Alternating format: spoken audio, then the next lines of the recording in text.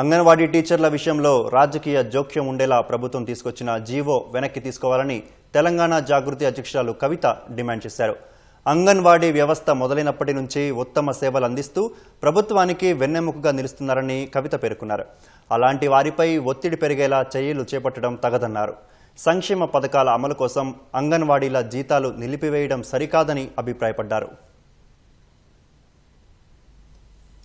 ఏదైతే ఒక నిర్ణయం తీసుకొని అంగన్వాడీ సెంటర్ల మీద స్థానికంగా ఉండేటటువంటి రాజకీయ నాయకులు, వాళ్ళ సర్పంచులు కావచ్చు, వార్డు మెంబర్లు కావచ్చు, వాళ్ళ జోక్యం ఉంటుంది అని చెప్పి ప్రకటించడం అనేది చాలా తప్పని చెప్పి నేను మనస్ఫూర్తిగా నమ్ముతా ఉన్నాను. ఖచ్చితంగా ప్రభుత్వం ఈ నిర్ణయం వెనక్కి తీసుకోవాలి. ఆల్రెడీ అంగన్వాడీ టీచర్లుగా ఉన్నటువంటి వాళ్ళు ఒక 4 రిజిస్టర్లు, 4 అప్లికేషన్లు మెయింటైన్ చేసే పరిస్థితి ఉన్నది.